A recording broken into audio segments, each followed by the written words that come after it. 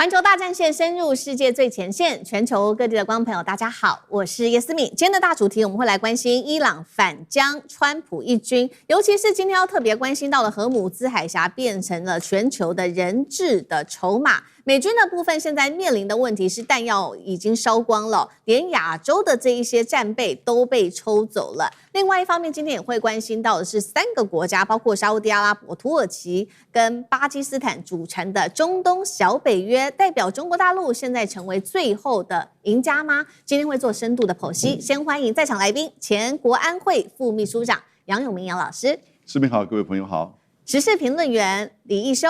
视频好，大家好。前海军舰长吕礼士舰长。主持人好，各位观众大家好。好，观众朋友，今天节目开始前，记得帮我们节目按赞了。希望跟我互动一样，写下思敏你在哪一个城市收看，赶快的帮我们按下加入键，成为环球大战线这个频道的战友。把它再次提醒，赶快按加入键哦。好，今天的每一战士，赶快来关心。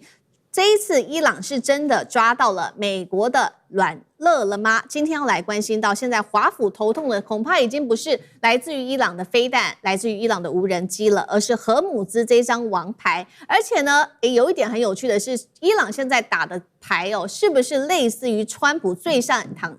长的，也就是极限施压？为什么这么说呢？我们先来看到哦，这个是最新消息，现在在荷姆兹海峡这边呢，累积了大量的商船，而且呢，还有1000名的船员，他们现在呢都被困在波斯湾的海上哦。他们怎么形容自己的处境？就像是被关在监狱里面，现在他们就在这个海上晃啊晃啊，动弹不得哦。航运公司也因为这个安全的风险，所以已经大幅降低了在荷姆兹这边的航行。更狠的是，伊朗现在不是只是单纯说，我不让你过荷姆兹海峡，而且呢还趁势追击，一共对美方提出了6大非常非常强硬的条件。好，我们来稍微看一下他提出来的条件，包括美军要完全的撤出波湾哦，未来不可以再看到美军了，还要求赔偿冻结对于伊朗的资产，还有解除部分制裁，而且呢，美国军舰未来完全不能够在这边做航行哦。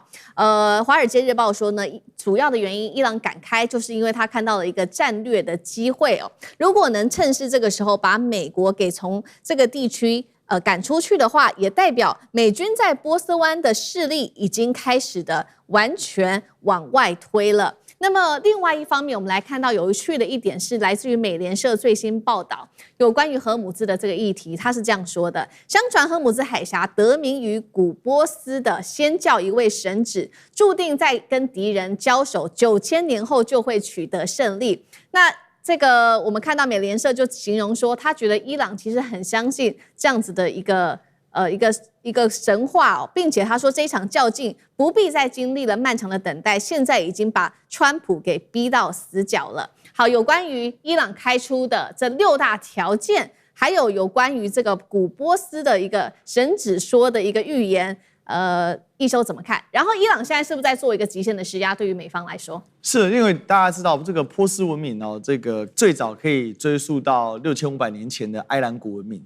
那埃兰古文明到今天，那如果说9000年后即将胜利的话，虽然先教不是在埃兰时期产生，因为这个埃兰古文明主要是来自这个两河流域，算是它这个外溢上的一个文明。它在这个两河后来汇入的是叫做阿拉伯河嘛，就幼发拉底和底格里斯河。汇入这个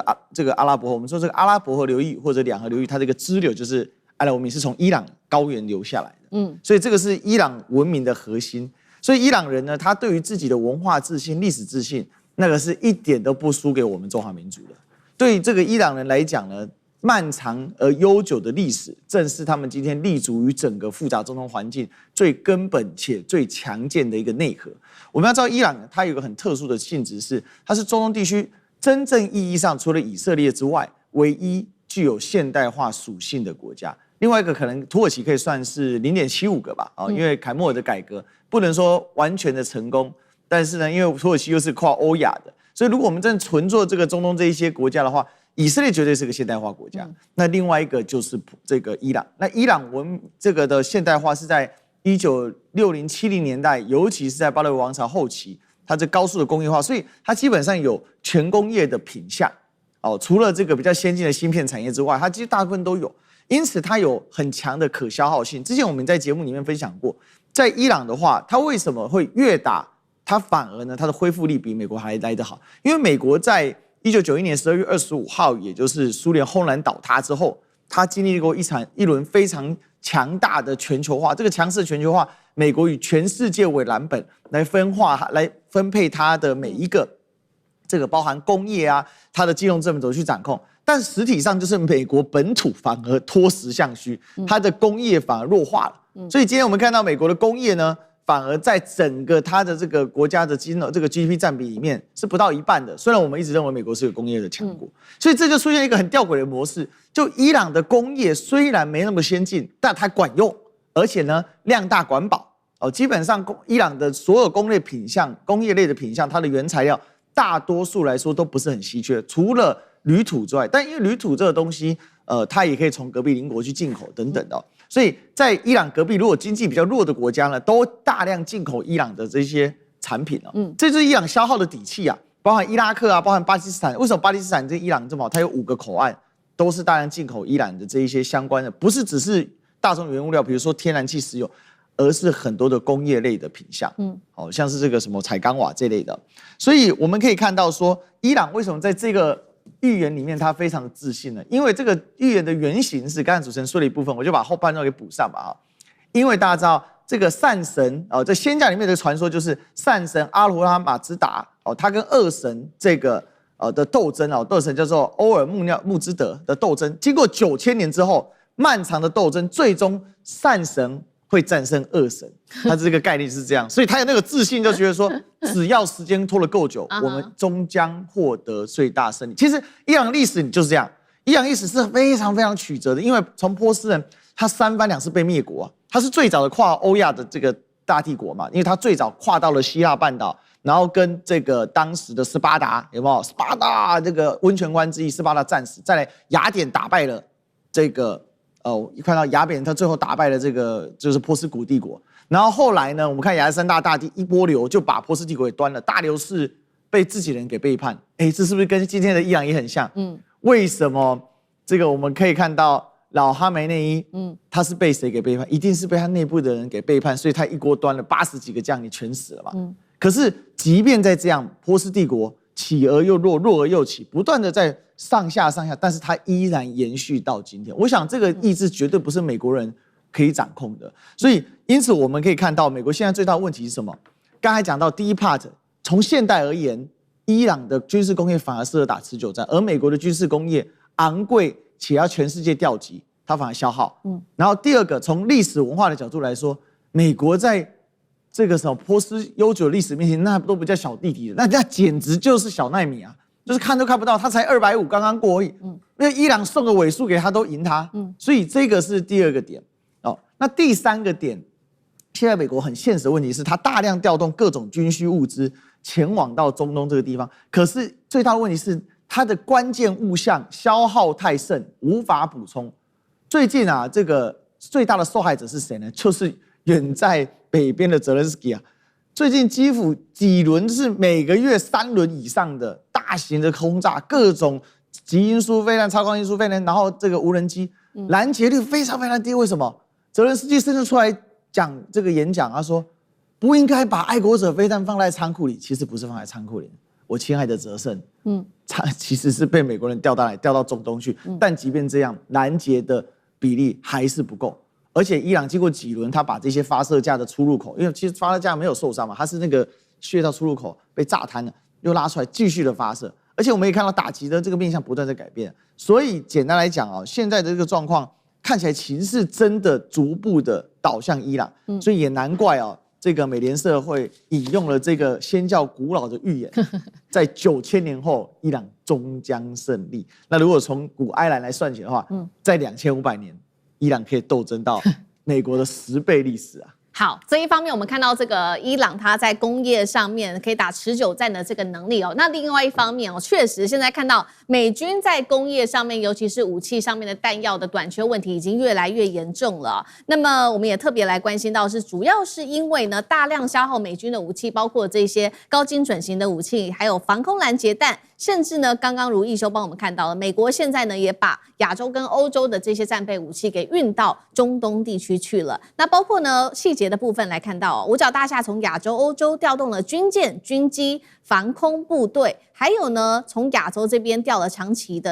程打击的这一些战斧巡弋飞弹。再来就是甚至是南韩一共是调了数百枚的先进防空拦截弹，导致南韩美军现在的部分防空战术的监视能力都因此受到影响。那现在怎么办呢？川普很紧张，他呢开始要求说，军工企业，我给你3周的时间，一共是21天，赶快加速扩产的方案把这些弹药给赶紧的补回来。而在政治上，现在传出呢，川普现在正在低调要求各界低调，要注意华府是不是已经开始找这些谈判的出口呢？甚至美媒引述美军的高层正私下寻找退场方案，是不是急着赶快结束这一场战争？有关于弹药的这个问题，是不是已经打到美国吃不消了？吕舰长怎么看？其实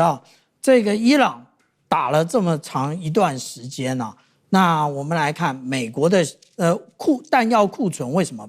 被消耗成这样？因为在短短的4年之间，其实美国已经经过3次消耗。第一次也就是我们看到3年之前繁荣卫士，也就是在红海行动的时候，美国已经被消耗过1次了。那第二次也就是我们看到去年的有关于12日战争的时候，那也是那个对于伊朗，那伊朗已经又消耗1次。那最近一次，也就是今年2月28号的这一个美国启动的战争，又消耗了1次。可是美国这样的消耗，他却发现了另外一件事情，也就是他怎么打，好像伊朗都没事。那不是伊朗没事，而是伊朗采取了一个正确的选择，让他的各型的防空飞弹或者是对地攻击飞弹处于一个非常低的水准。不用讲别的，以 CSIS 来计算的话，我们上个礼拜特别谈过有关于爱国者的库存，在今年2月28号之前原来有2330枚，可是打到4月的时候只剩下1030枚，但是到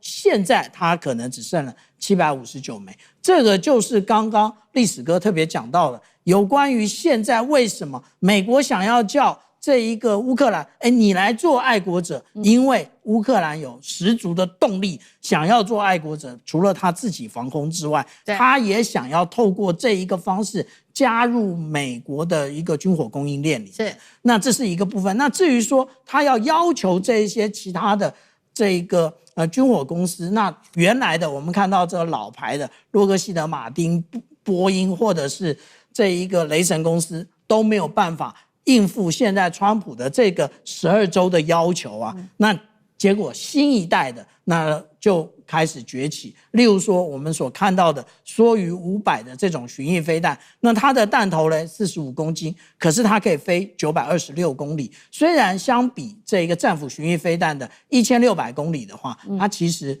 射程并不远，但是呢，对于美军在这一个无论是乌克兰或者是现在在这一个伊朗够用了，他们觉得现在够用就好，他们称这个叫做 low cost， 也就是廉价或者是低价的各种飞弹。那另外呢，他们还有用另外一种就是锈蚀匕首，那它这一种也是对地攻击的飞弹。那美国想要透过这种解决它现在的燃眉之急，但是实际上来讲，伊朗不同意。好，所以一方面我们也看到美国现在弹药库存这么的缺乏，自己都自身难保了。所以呢，现在波湾国家是不是自己也要想办法自立自强呢？我们要来看到一个全新的中东安全格局，现在等于正式成型因为最新消息，我们来看到了3个国家，画面 CG 上我们可以看到这3国，包括了土耳其、沙烏地阿拉伯、巴基斯坦。在本周末而已8月7号签署了这个叫做共同防御协议。核心内容有点像是北约的第5条集体防御，就是说只要其中一个国家受到攻击，就会视为攻击3国。那这3国的组合也非常的有趣。第一个，我们看到沙烏地阿拉伯有钱有能源，土耳其最厉害的是它的军事工业那还有北约的经验，巴基斯坦拥有核武。这3个国家靠在一起，也代表说他们不再相信美国可以保护他们。那刚好这3个国家呢，中国大陆近几年也都持续的深化跟他们的关系，甚至3月份的时候还跟巴基斯坦提出了中东的和平倡议。有一个说法是说，美国在中东的霸权地位等于被中国大陆给取代，可以这样解读吗？那杨老师怎么看？美国在中东的霸权地位没有被中国取代，但是美国把自己给玩掉，玩小，不再是独家主导整个中东的地缘政治秩序了。那尤其这些区域的内的强国自己开始组成集体防御联盟，所以这个麦加协议啊，其实它就是一个以集体防卫为名的，就是3国之间的，就是等于叫做军事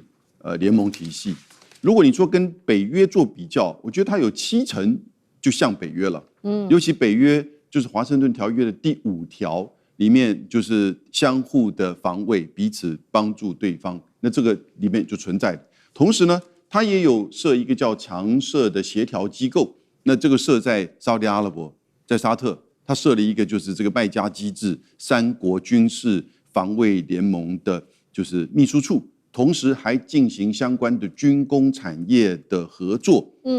那以及呢国防技术移转和情报共享。所以唯一跟北大西洋公约组织 NATO 最大的差别，就是没有一个境外大国参与到这个里面，而且这个境外大国就指的是美国了，对，还在大家的国家里面驻军。然后呢，也当然因为驻军，所以呢，北约还有一个叫做就是指挥中心。指挥协调中心，那这个东西没有。你可以想象，将来如果麦加协议是跟俄罗斯还是跟中国大陆又签了一个共同参与到，然后呢，中国还是俄罗斯的军队进入到这些中东国家里面驻军的话，那就是被取代了。是，所以我觉得现在并不是说被取代。那它最大的特色是什么呢？我倒不觉得是对伊朗的一个嚇阻，这有这个效益是没错，因为沙特阿拉伯跟伊朗之间过去是世仇。可是事实上，前几年他们也修好，也建交，那是在中国大陆的协助之下。而这一段时间呢，从2月28号开始到就是现在为止，伊朗虽然有攻击很多海湾国家，但它主要是针对美军基地。你看，他没有去打那些海水淡化设施，他没有打太多就是能源设施，他也没有打那些城市或者是这些金融中心。所以它主要是针对美国在这个海湾国家的这些设施，甚至他列了一个就是在一些西方的资料中心，还有川普投资的那些大楼，对，但是没有真的打。所以呢，我是觉得这个麦加协议我们如果用台湾话讲，什么意思吗？卖过来加了，你知道吗？叫你美国不要来了。其实简单的说，就是安全去美国化。安全去美国化，同时呢，它也避免未来出现权力真空。为什么？因为美国开始被迫这个退出，或者被迫减少在这边的影响力，那同时也避免大国在这里面开始做竞逐，所以彼此之间3国，将来我觉得可能会有第4国、第5国在这个区域里面，在这个区域里面，所以我是觉得中国的战略影响当然是扩大，因为你想想看，这3国，尤其巴基斯坦跟中国的军事关系，那土耳其和沙特阿拉伯都有购买中国大陆的就是军事武器，所以战略的影响是扩大，但是并不代表它取代美国的地位，而也不要认为美国就完全消失不见，它在这边只不过是失去独家主导的影响力，还是有它一定的就是影响存在的空间。不过呢，不再是他个人美国这个一国绝对主导了。好，谢谢杨老师。那我们休息一下，马上回来。观众朋友们，我们要开会员频道啦！因应呢美中、中东还有印太的乱局，你看到的是新闻，我们看到的是背后谁在操控这个世界。加入会员可以取得独家视角的通行证，你将优先取得更深的观点判读，包括了核心真相分析、历史脉络拆解、局势推演逻辑。同时解锁会员勋章、优先互动权、问题解析、幕后花絮，支持我们制作高品质的影片。点击下方的加入键，一起成为战友吧！我们会员频道见。好，接下来科技战我们要来看到的是美国封锁晶片，可以说现在是失算了，因为呢，中国大陆现在在郑州这边启动的是10万卡的 AI 大算力哦，等一下来特别关心中国现在科技反攻，另外一方面在出口相关的这个晶片的部分狂飙，尤其我们来看到出口的部分，7月顺差甚至破了1000亿元大关。今天就这些议题，我们会做深度的剖析。来看到中国是真的被美国的科技围堵给卡住了吗？因为我们要来看到一个最新的一个贸易数字，中国海关特别公布的。在今年的7月份，以美元计价的出口比去年同期还暴增了2%哦。进口的部分也有一个很好的表现，而且是达到贸易顺差超过1000亿美元的。那么重点来了，这一次出口表现最好的就是被发现是落在这些高科技产品的出口。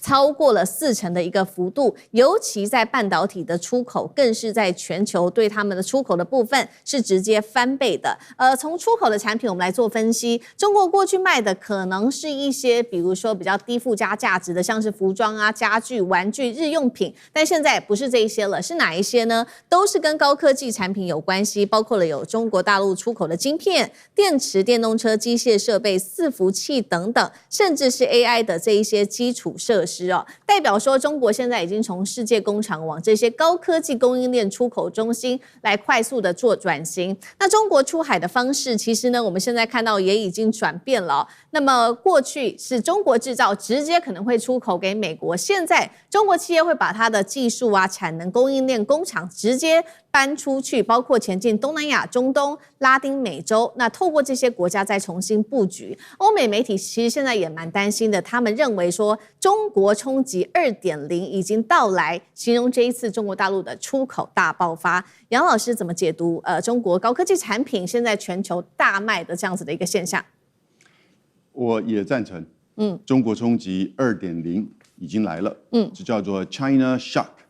那为什么它是2.0呢？因为在差不多10年前或者更早的时候，他们说中国的便宜商品、消费型的商品其实席卷全世界，因此呢，这个是所谓第一阶段的中国冲击，也就是这个大量的商品进入到全世界的市场，所以美国才开始对中国进行贸易战。那你看，经过这个10多年过来，这个中国冲击2.0，在首先是看到今年它这个1到7月中国大陆自己公布的这个数字，也就是说这些科技产品其实占将近这个绝大部分。然后呢，这里面包含就是中间商品，还有这个资本财的这些商品，那但是呢，你看另外一个数字其实麦肯锡提供另外一个数，就今年的1到5月，中国大陆消费性的商品增加出口只有2%，所以它事实上这个当然是比例上而言对，也就是说它还是一个出口的主轴，也在增加，但是增加的比例很小，而主要的增加呢都是科技产品。那科技产品很多是中间商品你像是零组件啊等等之类，因此这里面第一个我们看到就是它这个产品的结构的变化，那第二个就是它还持续的增加它的贸易额，也就是它已经是够大的一个就是最主要的世界市场，因此呢，它现在变成什么东西呢？变成世界市场的市场。什么意思呢？它的整个供应链拉长了。我们刚刚看的这个报道西方的媒体总是喜欢把自己抬得比较高一点也就是说，哇，他跑到东南亚去这个设厂，因此他们的目的是要从东南亚做转口这个外销到我美国来或到欧洲来。错了。他到东南亚就是到东南亚，是，而且到东南亚可能是布局全世界，那也一样到非洲、到拉丁美洲。这里面不要忘记从大概是10年前的贸易战开始到现在，尤其这几年，如果中国增加的是科技产品的话，那这些大部分的科技产品是不能卖到美国去的，比如电动车不能卖美国去，比如说电池不能卖到美国去，光伏这个太阳能板不能卖到美国去，对美国市场是除外。而还可以这样子大量的增加比例的增加，所以呢，就呈现出所谓的中国冲击2.0，这个已经是对于就是尤其是传统的欧洲、日本跟美国市场的影响是很大。但换一个角度而言，它其实是对全球南方国家的这种拉抬，也就是让它很快的容纳到整个国际贸易体系里面来，享有比较。就是先端的，不管是消费品还是科技产品，而在它那边呢，也能够跟中国进行贸易。那另外一个我们看到就是一个数字，就是上个礼拜日本的文部省，也就是日本的教育部了，公布了一个就是整个2026年为止，那它的重点放在2024年，各国的研发费用的这种提升，在2024年，中国的研发费用如果用日元来算的话，已经达到97兆美元，而这里面有将近70%是民间的企业，超越美国，美国是92兆，日本第3是22兆，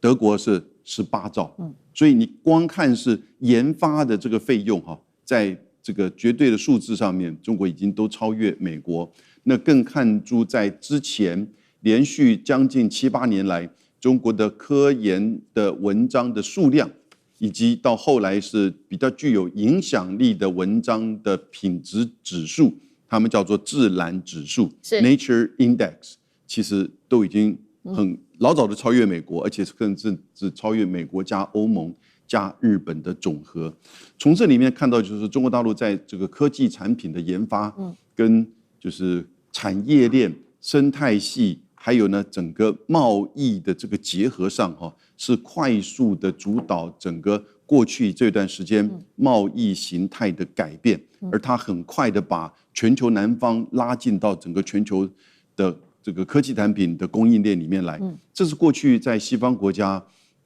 的科技发展跟经济发展过程当中我们其实没有看到，它通常把夕阳产业才转移到亚洲来，那根本不可能进入到就是东南亚或者是非洲、拉丁美洲，而在现在你看到的是整个市场已经开始做很大的转变，美国反而越来越像是一个孤岛，把中国大陆的商品或者是在其他地方做的中国大陆的商品，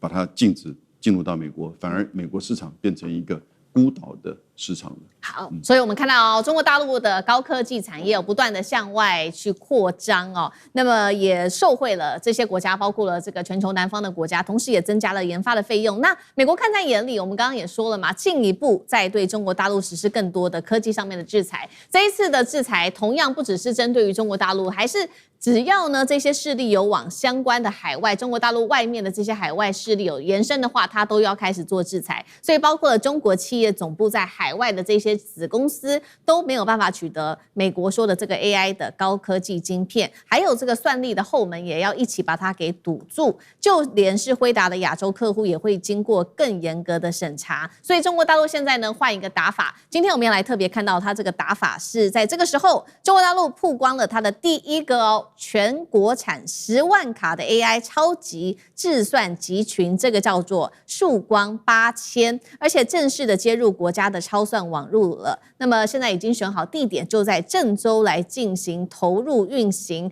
主打科学计算加上智能计算的融合。那么中国主要就是因为它要跟美国走一个完全不一样的路他认为说单颗国产晶片比不上辉达，那接下来中国大陆用的方法就是集结更多的晶片，还有集群他们的系统工程来弥补差距。好，专家指出这一套新的算力每秒巅峰时的计算能力换算等于全人类可以持续计算200年这是来自于专家的最新估算。那么它如果拿来做一些大语言模型的训练的话，尤其是针对这种10000亿级的参数大模型的话，说这个训练时间可以从1年快速的缩短到只要半年的时间。那舰长怎么看中国大陆的科技战？现在其实从算力、能源，甚至到这些稀土等等全面开打。其实刚刚杨老师特别告诉我们，也就是美国自己变成了孤岛，那个是因为他们也就是从川普1.0的时候开始，从这一个贸易战到科技战，甚至到晶片战，想要透过这个小院高墙把中国大陆围起来，那让中国大陆呢只能够停留在这世纪初的时候，也就是专门做一些附加价值很低的就像刚刚主持人所形容的，例如像纺织或者是代工的这些产业。可是中国大陆它的一个雄心绝对不是仅仅如此，它是要居世界的，可以跟美国一起竞争，而且可以一起竞争的话，你必须就从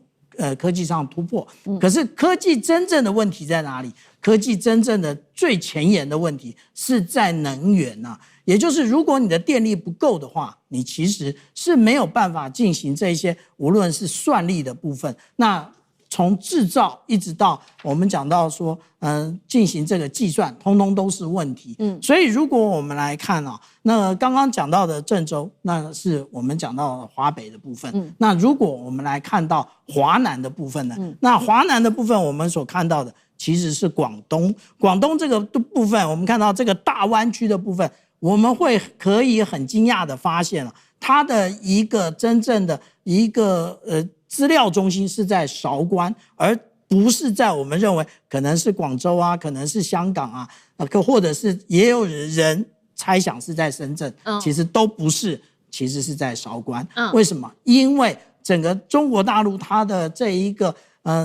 资讯动脉的来源是从韶关，然后再一路的经过这个深圳，然后到香港。所以最好的方法，也就是大湾区所有的资料通通送到韶关，然后透过韶关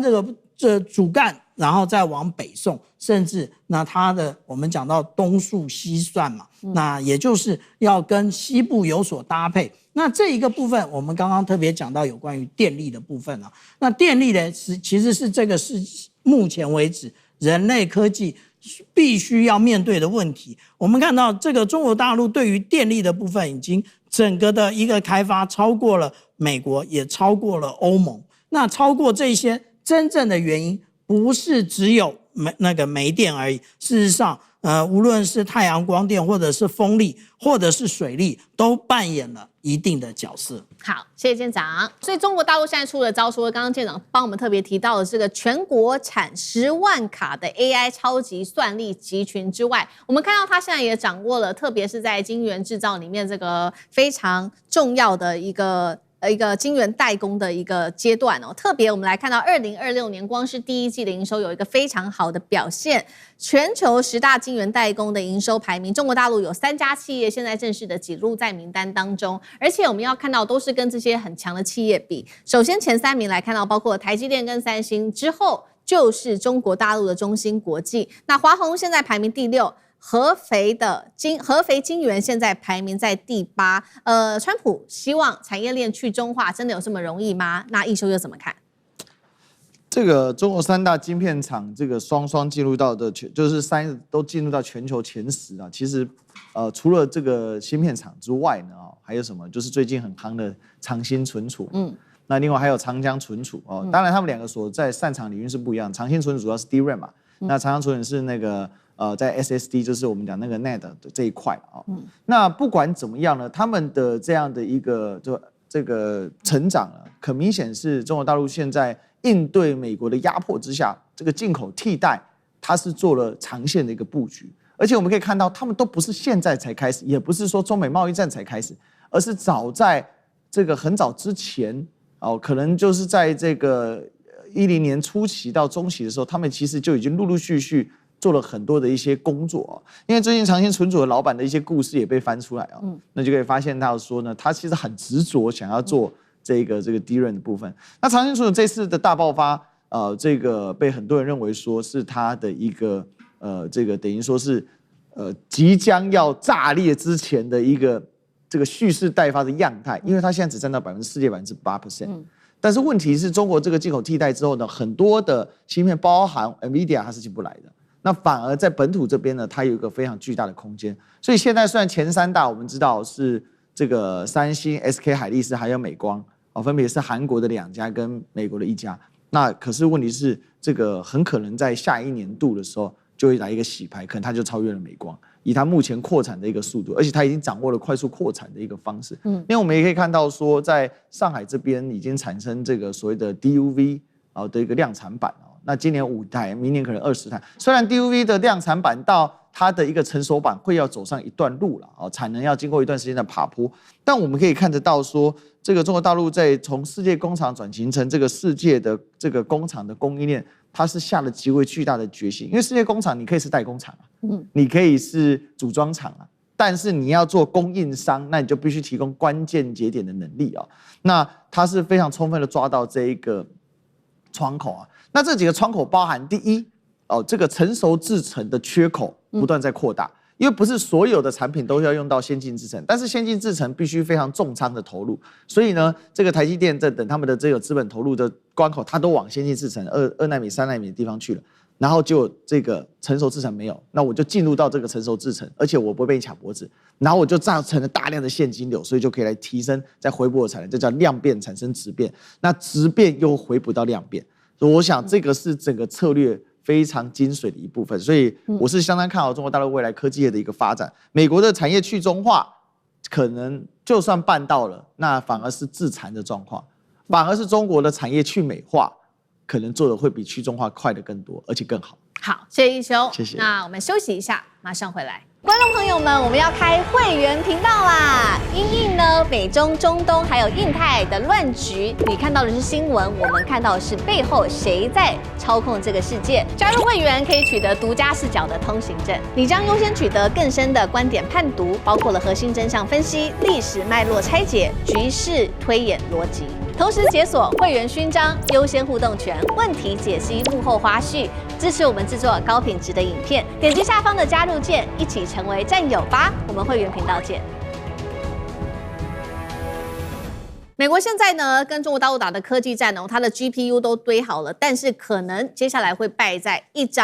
片晶片的晶圆上面。怎么说呢？因为中国大陆现在另辟的这个叫做 AI 光战哦，靠的就是这个原材料。磷化铟成为下一张稀土的王牌吗？欢迎观众朋友们留言跟我们做互动。如果您觉得中国大陆这一次打的这个牌哦，磷化铟能够掐住美国在 AI 上面的晶片咽喉，留言写1；如果你认为不会，留言写2，我们一起做互动。现在来看到呢，大陆的 AI战打不够，现在把战场拉到今天特别关心的光。美国呢，我们都知道它长期以来透过 GPU 啊、先进制程要封住中国大陆的 AI， 但是现在中国大陆祭出的这个致命王牌，就是我们今天要特别来谈的磷化铟这个致命王牌。好。在 AI 的军备竞争的一个胜负，就是你有了 GPU 之后，能不能把千万张的 GPU 产生的海量资料给高速的传出去？这靠的其实呢就是磷化铟了。简单来讲 ，AI 要跑得快，不只是 GPU 要算得快哦。你要透过这个光把这些海量的资料给传出去，而中国大陆现在在它的这个磷化铟的限制之下，我们要来看到市场特别做了一个评估，说磷化铟跟雷射的晶片现在的产能已经排到要到2028年才拿得到，而且呢，我们看到它价格不断的暴涨哦，现在呢说这个1年之间价格已经暴涨了250%哦，这光是这个6寸的磷化铟的晶圆的一个价格哦，来到了一片大约是$5000左右。那包括了相关的这一些从材料、晶圆到传导类的雷射光模组，甚至是 AI 中心，它的价格也都在大幅的飙升当中。而且重点来了，大陆现在掌握的铟的生产量达到全球的产量达到了70%，也难怪美国现在会这么的紧张了。而我们要特别看到的是，已经有影响到的美国企业，也就是在做这个磷化铟的基板的市场，主要现在是2家，一个是日本的住友电工，另外一家就是美国的 AXT。但是呢，现在对于 AXT 来说，他们很烦恼的原因是因为他们的磷化铟的基板是在中国大陆生产的啊，所以呢，他们业者就在喊苦啊，就说现在呢，他们最担心的事情就是无法取得中国的出口许可了。那这代表什么意思呢？如果接下来美国没有足够的光通讯的元件的话，就算他们有几万张的 GPU， 可能也只是变成了一个算力的大塞车的一个情况会发生。磷化铟真的能够成为 AI 的一个新的命门吗？会不会是中国大陆继稀土战之后下一张对于美国 AI 发展很重要的材料王牌？杨老师怎么看？磷化铟它是一个3、5类的，就是化合物半导体。那因为它的特性哈，所以呢，它其实已经不再是单纯过去这个光传组里面的材料，它现在已经变成整个 AI 产业里面重要的环节。因为当黄仁勋讲到5层蛋糕的时候，第1层就是电力，第2层算力。那这个算力不是只有 GPU， 那现在问题是 GPU 跟 GPU 就晶片跟晶片，甚至伺服器跟伺服器之间的传输，那要透过光。对。不能透过只是铜，为什么呢？因为传统的铜线的传输大概是在800G 到1.6T，那这样子太慢，严重的讯号的衰弱到这个比较就是尾端的时候呢，所以呢，你就必须要透过光收发模组或者是 CPO 的这个封装这个光学，所以磷化铟在这边就是一个关键的这个材料啊，晶片。那因此呢，它具有不可替代性。而中国大陆拥有现在磷化铟的70%的产能，那全世界其他你像是美国、日本这些主要这个磷化铟晶片的这个厂商，它的厂也都设在中国大陆。那所以当它要出口的时候呢，就会面临到中国大陆这个出口的这个管制，所以就变成就是现在这价格一下子飙高到250%。对，那现在美国跟西方国家的做法。一个就是说，在这个原料的开发上面，就跟在稀土或者是其他稀有金属加锗一样，去开发新的这个原料，在中国以外的地方。另外一个呢，就是在中国以外的地方去做就是这个磷化铟的厂。那可是呢，问题是整个过程当中，其实这里面原料到制程到技术，仍然还是在中国大陆，而它最后还是有一个出口管制的这种限制。所以价格高是一个，那现在美国跟西方的做法是希望能够去去风险化，或者是说增加对这个投资。那但是短期呢，你短期来不及啊，就是缓不济急。对，那长期能不能够真的去取代呢？其实也会有一个什么问题呢？成本问题。也就是说，你在海外所开设的厂或者是矿产到制造的这些厂，其实仍然是成本。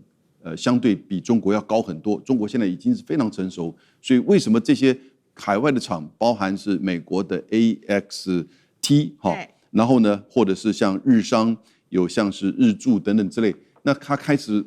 为什么以前一定要在中国选择？因为就是因为成本的考量，以及在中国的整个生态系跟技术的考量，所以这个时候的出口管制，那出口管制它中国大陆不会针对所有的其他的国家啊，它主要。如果你要针对美国的话，它这是未来一个选项的可能。目前还没有采取这么大的，就是说出口管制。目前只是单纯市场上的，因为需求量高，所以呢价格变高。那有没有可能将来变成一个出口管制的项目？我觉得是存在的。所以呢，这就你就看到，就中国大陆在整个基础的材料跟最上游的这个掌控，这几十年来的投资跟建构它的整个体系，以及发展相关的技术跟生态系，其实现在你就看到它对于整个现在的科技 AI 产业的影响。好，所以就是接下来要看中国大陆会不会对美国祭出一个更大的一个科技报复战，那会直接影响的就是刚刚杨老师也帮我们特别提到的这一间美国的企业哦，那它在中国大陆生产的磷化铟的晶片，也就是 AXT 了。最让他们担心的是，因为它才刚要砸下6.3亿美元来扩产，但是现在可能面临到的事情是，它根本拿不到这个材料，那到时候要怎么样出货呢？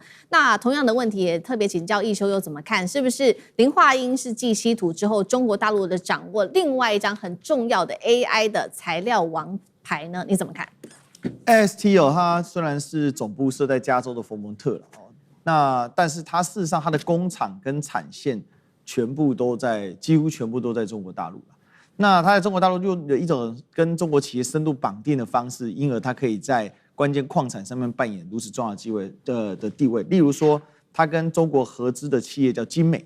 这个 JIMNEI 大家可以查这些精美精美提炼厂呢，它负责的高强度的镓跟锗还有铟的这个提炼，所以它的都是关键的稀土矿产。那因为在这里面呢，它还跟这个所谓的这个原材料的厂，它进行合资，所以呢，在铟上游有相关有10家企业都是跟它做深度的垂直整合另外呢，它所提供的这个就是以磷化铟为基板的。就是这个芯片它是掌握呢是世界35%这个第2名是日本的住友，但是大家也知道日本住友现在被卡得很惨对，那它当然没有被卡，但是它有一个问题是压单，因为呢现在这个出口许可证的问题从2025年2月开始呢，这个市场上就像刚刚老师说的，它的需求量上升了，但是它的可允许出货量没有上升，所以价格暴涨。所以光是今年第1季度它的营收暴涨了164%，非常夸张的数量啊。那冲上了4760万美元哦，史上第一啊！光是磷化铟单一个产品哦，就占了3070万美元，毛利率暴增到45%，直接转亏为盈。所以大家也可以看得到，以前这种企业事实上还亏钱呢。因为它其实作为整个芯片产业链里面，它虽然是个关键的这个部件，但是呢，因为它的技术的含量也有一定啊，但是它相对来说。它比较不是那个原本不是最关键的那部分，但是随着 AI 晶片的一个形式的变化啊，比如说现在呢，这个台积电的 CoWoS 啊，这个它的堆叠的技术，它里面的热传导问题，如果你再采用传统的铜线或者其他金属来传导的话，那相对来说你的这个大家知道传电它是会有热损的嘛，那你的热损高，但加上你是做这一个先进封装是做立体堆叠的话，那热量是高的不得了，散热现在已经成为所有做这样 AI 晶片厂商非常头痛的问题啊。但如果你说，比如说你用黄金之类更好的导电体，但你的成本又居高不下，所以像磷化铟这样子非常特色的这样，它可以做光电传导的一个机载的一个部分的话，它就非常的好，因为它可以做出这样的一个产生。但现在的状况是这样，它算是美资，然后跟中国产业链深度绑定。但是问题是在出口这个地方没有放宽的情况之下，大家都拿不到货，或拿到的货比例都有限度。那现在有个改善是2026年的中旬之后啊，开始有所在出口许可证方面有所加速。那原因也很简单嘛，因为什么？因为习川见完面之后，事实上就有针对一部分来进行的这个释放的一个状况啊。是。那因此我们可以看到，刚才您提到最大的关键就是。这个是不是在芯片霸权里面呢？晶片霸权里面很重要的一个关键节点，没有错。中国大陆现在就是抓住了很多关键节点，而且呢，即便这个生产的企业不是纯粹的中资，它依然可以透过相关的这个出口的程序、出口产业链的方式，它可以去进行它的一个限制。这个啊，在短时间之内，因为没有可取代性，这是最大的问题。最后补充一下，这个铟有一个特色，它呢主要是锌的半生矿。但是全世界大多数的国家呢，它在这个都把它当矿渣给倒掉了。为什么？因为它非常的分散，很难富集。而中国大陆因为常年有这样的在这个稀土这个精炼部分的这个专利跟这种科技的优势，所以它能够变成全世界上70%的这个铟都掌握在自己的手上。这个呢，我觉得后续的这个发酵的威力只会更加强大。好，这是中美科技战，我们看到从最上游，中国大陆掐住这个上游的原料，就是磷化铟的这个王牌哦，现在持续的发酵，对于后续的影响还要再持续的做观察。不过呢，我们看到另外一场战争是已经爆发的是。到了下游的有关于记忆体的晶片哦，现在我们也知道嘛，这个 AI 快速的发展，所以呢，全球的记忆体开始非常的吃紧。那现在很需要记忆体晶片的，就是美国的这一间科技巨擘苹果公司了。苹果公司呢，最新消息，之前是想说，苹果有在想说，是不是之后要来用长兴存储的晶片，而取代包括了它之前常常用的三星、SK 海力士、美光的这些厂商。那它现在呢，最新的消息是已经在测试了哦，中国大陆长兴存储的 DRAM， 而且他说，接下来大陆的这一些 DRAM 的晶片可能会用在他们的产品，包括了 iPhone 跟。包括了 MacBook， 那所具的意义是不是代表说，他们苹果公司已经非常的相信中国大陆晶片的一个品质，还有良率，甚至是当然了，成本优势是绝对存在的。那舰长又怎么解读呢？我相信啊，果粉们早就已经有了这个心理准备，也就是在下个月9号这个产品发表会的时候，要推出这个iPhone 18哦。那可是呢？现在所传出的就是 iPhone 18要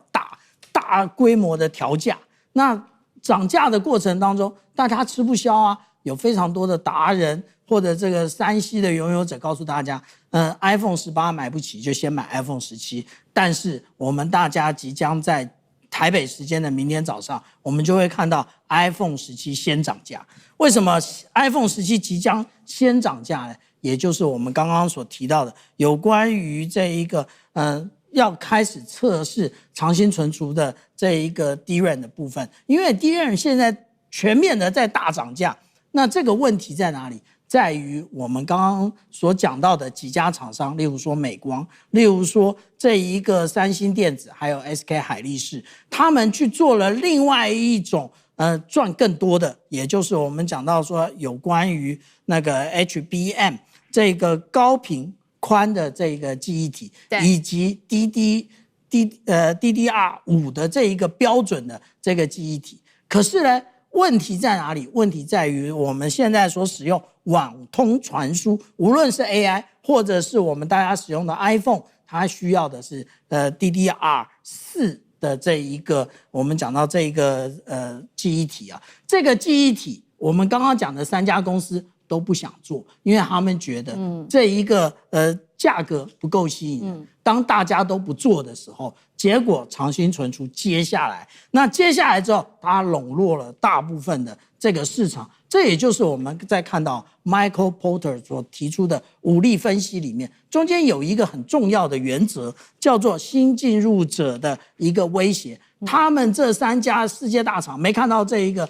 一个威胁，结果让长兴存储有了这一个介入 DDR4 的这一个机会。那介入了之后呢，那其实对于 iPhone 来讲，对于苹果公司来讲，它要先测试，那就它在现在已经在测试的过程中，它其实代表的是什么？代表的其实苹果已经在这一个价格上面已经动心起念了。好，谢谢舰长。那我们休息一下，马上回来。观众朋友们，我们要开会员频道啦！因应呢美中、中东还有印太的乱局，你看到的是新闻，我们看到的是背后谁在操控这个世界。加入会员可以取得独家视角的通行证，你将优先取得更深的观点判读，包括了核心真相分析、历史脉络拆解、局势推演逻辑。同时解锁会员勋章、优先互动权、问题解析、幕后花絮，支持我们制作高品质的影片。点击下方的加入键，一起成为战友吧！我们会员频道见。好，接下来我们要关心以色列现在不甩川普共和党的选情同样是告急。现在面临到的问题就是包括了美国的盟友都失控了，而且川普内部面临的是民调崩盘，他这个时候急唤他的亲信掌握司法部是为了自保吗？今天会做深度的剖析。好，川普现在面对的危机不只是民调问题，可以说呢，从外交上到内政，他一路都已经面临了各种压力，甚至现在更是烧到了司法体系的权力危机。川普上任以来，我们知道他有2大张王牌，第一张王牌就是说我要让美国变得更安全，第二张王牌就是说要让美国重新富起来。但是现在的问题是我们看到安全没有稳住，经济也没有起飞，最重要的是盟友已经开始不听话了。盟友是谁呢？也就是以色列了。我们要来看到以色列现在怎么说呢？川普说他想要喊刹车，喊这个中东的时候，他想要停止这一场战争，但是呢，以色列现在呢，他开始有了不同的想法，也就是说，川普说希望解除这个哈马斯的武装把它包装成终于可以结束加萨战争了，这样的也代表说他掌握了一个历史性的突破，主导了在中东的这个战事，并且美方也提出了对以色列提出了15点的方案，要求说呢，哈马斯缴械来换取以色列的分段式的撤军。没有想到这个提议才刚出来，我们看到以色列是立刻否决了川普的提议，他说呢，哈马斯必须要先交出安全部的武器，摧毁地下隧道之后，他们才愿意考虑撤军。而且以色列方面还说，如果说这场中东战事美国没有办法打下去的话，以色列愿意单独攻击伊朗，甚至提出了这样的选项。杨老师怎么看？川普现在在外交上彻底失败的意思吗？其实一直以来，美国东岸的政治人物受到以色列还有犹太游说集团以及这些金主的影响非常深刻。尤其加上在共和党里面比较接近福音派的这些，不管是政治人物还是相关的学者以及就是这些说客其实在以色列的这个问题上是非常坚定的支持以色列有钱有权，然后呢是类似相同理念。可是这样子的关系在这次伊朗战争受到了最大的挑战，而且可能会改变。也就是因为川普相信内塔尼亚胡说的，开始在2月28号对伊朗进行了斩首，然后全面的轰炸。其实从2月28号到4月7号，以色列也是参与轰炸的以色列也轰炸超过1万个以上伊朗的这些设施标的，包含军事甚至民间的。因此，在7月7号之后，虽然是美国单方的行动，但是呢，那个时候川普就已经了解他上当，他这个没有听他的将军的话。其实1979年以后到现在为止，整个伊朗就是美国认为最大的中东挑战者。但是为什么以前都没有打？不能打，而且打不赢。他所有的国家都打遍了这附近，阿富汗、伊拉克、叙利亚，包含加沙，他是支持以色列去打。那其他国家美国都有驻军呢，除了巴基斯坦之外，为什么在过程当中不敢去打伊朗？因为伊朗它有高原堡垒的地理优势，它有在就是赫姆兹海峡这种地图上临界的地理优势，所以他现在真的打下去了，他发觉上当了。上当了之后呢，他开始就对以色列、对内塔尼亚胡这个开始没有耐心、不信任。但现在开始他要解决加沙问题的时候呢，提出了一个分阶段让哈马斯可以去就是裁军撤销他的军备的这个做法，内塔尼亚胡完全不接受。他发现到，这个是不是他10月3号吧？以色列要进行选举的最后一个，他可以救他的一个浮木那当然，在这个问题上，他会去跟美国产生不同的意见，甚至去争议。那可是他会不会去再打伊朗呢？因为显然美国已经不愿意打。你看这2天《纽约时报》就说了，美国的库存的弹药如果再继续用的话，就不会在全球对中国跟俄罗斯产生足够的威慑力。这根本其实在找借口。也就是说，我不愿意在伊朗了。至于威慑力与否，那根本不重要。所以现在美国不会再去打伊朗，要怎么样下车，要怎么样找出这个退出的机制。可是这个时候，以色列会不会去打伊朗？第一个，以色列如果打伊朗，美国绝对不会去跟着后面一起打。第二个，伊朗回击打以色列的时候美国也不够足够的这些飞弹防御去帮助以色列。所以在这样的情况之下，我觉得内塔尼亚胡不敢单独的去打以色列。简单的说，也就是飞弹防御不足了。那伊朗现在很显然的是，就等着你来打，等着你来打的时候，他就还击你，整个可以削弱以色列的这些防御，那甚至呢会造成内塔尼亚胡很快的下台。所以我个人是觉得内塔尼亚胡现在所表现出来是，还是希望抓到最后这一根浮木也就在加沙问题上要完成他的政绩，然后希望因此能够去对这个选举产生一些思维的影响。好，这个是我们看到现在美国跟以色列之间的问题。那川普对外是无法掌握住这个以色列的问题。那另外一方面，在对内我们要来看到他内部的一个最新支持度了。好，川普的支持度现在来到了新低35%，而且呢，民主党在很多的领域上面是赢共和党的，包括了经济的治理、国会选举支持度等等，都是赢共和党的。甚至是川普引以为傲的国家安全跟经济表现同时失守。我们先来看国家安全，美伊战争到现在有1/3的民众是表达对川普的支持的，多数人根本不知道为什么川普要打这一场战。那么经济表现，70%的民众认为经济状况不佳，而且民主党已经将58个共和党选区列为接下来他们要进攻的目标，其中12个原本都是稳定支持川普的选区的。接下来最担心的事情就是11月份了，共和党如果在11月的期中选举失去了众院的话，那么民主党主导就可能持续的调查川普相关他的企业家族利益跟金主等等，这恐怕是川普现在最担心的事情，会不会提前跛脚？那一休又怎么看？对这个事情其实非常非常严重因为川普的这个最强的牌，你如果说民主党跟共和党差别在哪里？美国人有一个既定印象就是共和党比较会搞经济，民主党呢，他比较会搞这个社会的公平因为大家知道，这个从传统分类来说，虽然美国的政党都非常的右是对比于这个，对，不管是中国大陆或者是欧洲来说，都非常的右甚至对比台湾的政党因为在美国人里面，它就不会出现像是我们这种健保类似的形式。对，但是呢，这个美国的一个特质就是，共和党是非常重视小政府、自由贸易，然后呢，大家可以有这个美国梦，而这个美国梦是靠你只要敢拼敢抢，你只要勤劳、认真劳动，那你就有机会成功。这是共和党给的梦嘛。所以共和党这个优势是长期以来的经济牌的优势，结果呢，10年以来首次，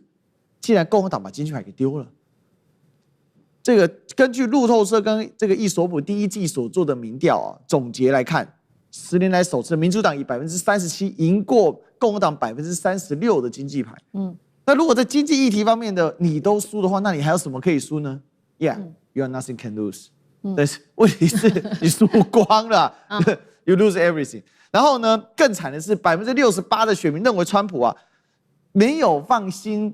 放他的专注度在家庭经济上，因为燃油价格疯狂暴涨，而且这也要专注在一个点，美国人是世界上最消耗燃油的国家，他的国民因为第一个美国国土非常的大，第二个美国国土分裂很稀疏，所以他们很常住在一些小镇上，他得开车开个20-30公里，就只是去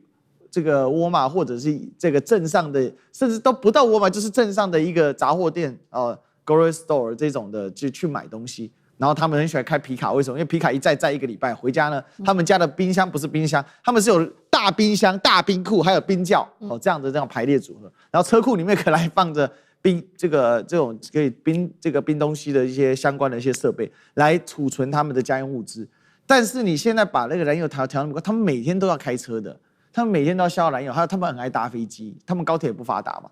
所以这些东西都直接挂钩到他们的日常出行的里面，这也是这一次啊，这个川普非常痛苦的地方啊。那所以呢，你刚才问的第二个问题就是说，民主党如果回到众议院，那怎么办呢？我认为川普现在最大的问题就是，只要期中选举一过，这个川普成为跛脚总统的机会，不是说没有，而是根本就是。所以川普现在的这个危机是巨大的，而且呢，这可能还关乎一个事情，就是中美关系会不会因为他跛脚又有所改变？这一点呢也是让大家所这个关注的。不过在此之前到11月选举的时候，基本上我们可以看到中美关系大概会是近年来最好的时候。然后呢，美国人大概会是近年来最痛苦的时候，因为川普不可能立即改善美国人的经济。那美国人的这个贫富落差会更加的拉大。那所以短期之内呢，这个问题是无解的。好。所以我们也看很快11月就即将到来。如果说真的到时候民主党拿下众院的话，也是川普的噩梦，可能会提前跛脚。那现在呢，他是不是已经预想到可能会有这样的事情发生了，所以要来干预司法体系呢？因为我们要看到的是最新的一个消息，他把自己的前私人律师送进了司法部。这位是谁呢？他叫做陶德·布兰奇。最新消息以50对49票惊险通过参议院的表决，正式的出任了司法部长。在这个投票的期间，有一件事情很吊诡，就是2位共和党议员跑票，表达了对川普的不信任吗？怕是说，如果到时候民主党掌握了众议院，下一步就可能针对川普他的个人的私事做调查。那是不是川普现在送了自己的律师进去，有包庇的嫌疑呢？舰长怎么看？可能不只是包庇，还可以先看到底司法部上面有多少的证据啊？那我们现在大家比较有兴趣的是哈伯斯坦案啊，那但是真正会影响川普以及他家族的未必是这个案子，而是这个从川普总统上任以来所存在的许许多多被大家怀疑的内线交易案。那这个内线交易案怎么解释呢？其实我们来看呢，最近的一个，也就是我们看到这个3月9号的时候，那个川普总统在接受这个CBS 访问之后，那其实我们就看到了那个原油下跌，然后那个大家都通通的开始买进这个便宜的那个原油，但是呢，大家可以发现吗？在早的这个6点29分，也就是在川普接受到访问之前，你就看到了有人已经先布了空单。